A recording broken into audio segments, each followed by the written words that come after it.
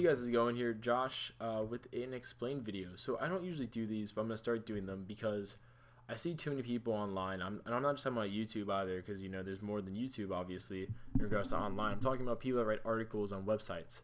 I mean, they do like explain things, breakdowns, 5 things you missed, whatever have you, reactions. I don't care. They do videos on topics that sometimes they know nothing about. And it's the most frustrating thing to see because if you watch it, you waste your time. If you read it, you waste your time. And the person's doing it, I'm just going to be frank with you. The person's doing it because they want views, because they want clicks, because they want money from you. That's why they're doing it. They're not doing it to share knowledge. They're not doing it most of the time, you know, like I said, to share knowledge, but they're not doing it because they enjoy it. They're doing it because they want money. And it may look like they're enjoying it, but it's because they know they're making money off something really stupid. Like saying random shit they know nothing about half the time.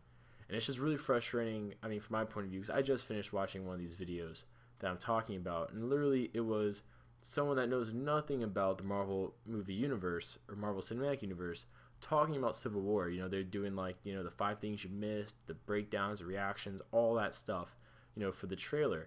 And it was just like it was quite obvious they haven't seen something like Captain America 2, or maybe they didn't see it anytime soon.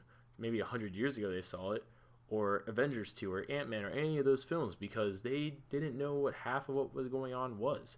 And they were, especially when they talked about like Black Panther, it was like they had no idea who Black Panther was. And I just mean like it was just people like that. But if you check out their stuff, it's like all DC.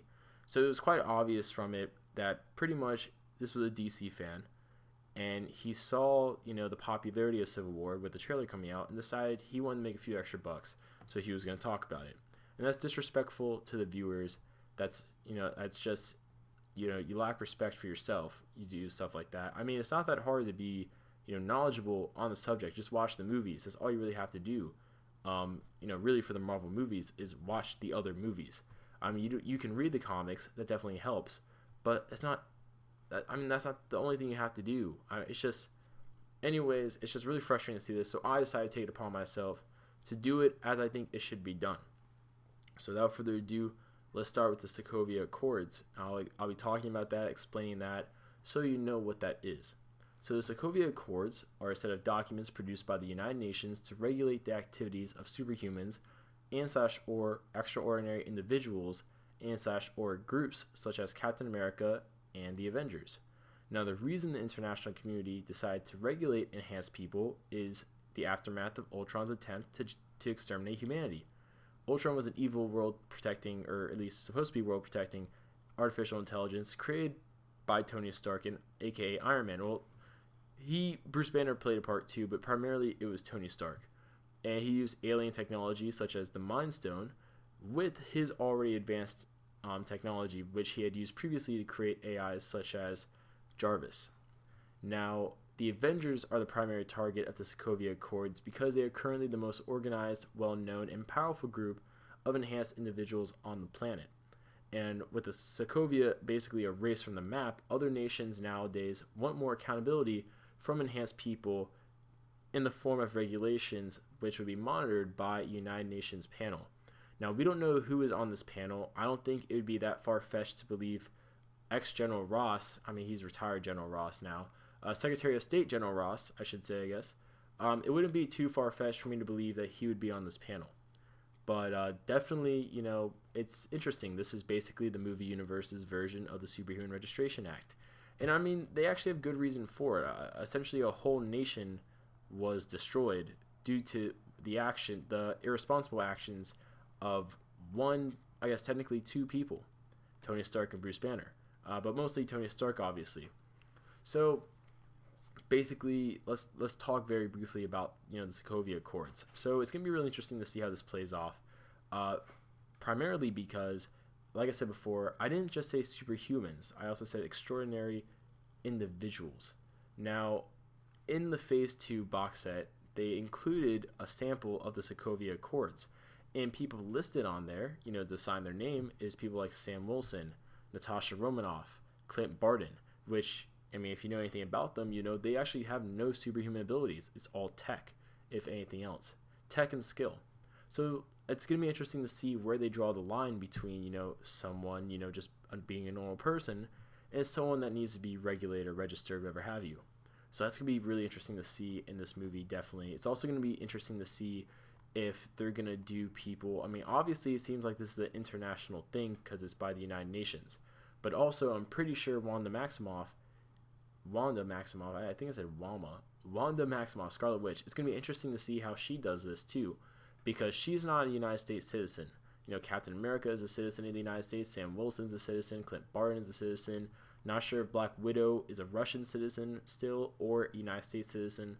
But my basic point being, it's going to be interesting to see how this applies all over the world. Because obviously most of the superhumans we know of are in the United States.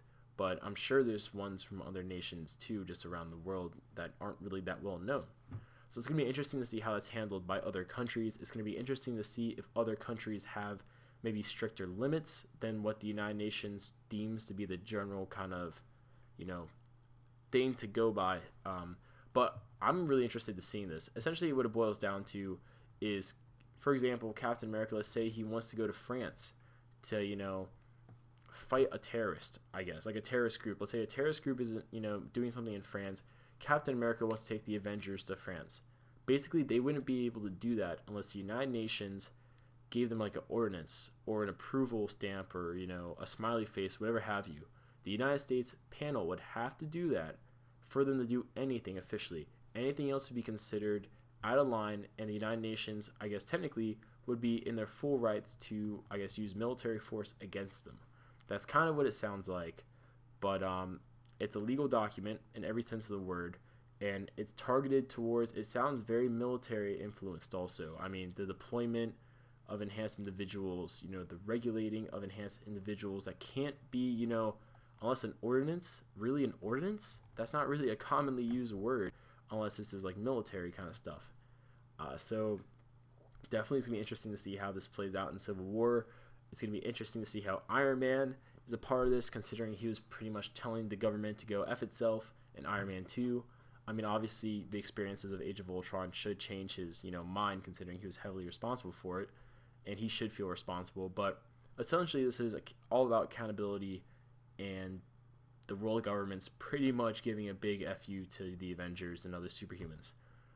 So comment below what your guys' thoughts. If I didn't explain anything as clearly as you may like about the Sokovia Accords, by all means comment below. I will respond.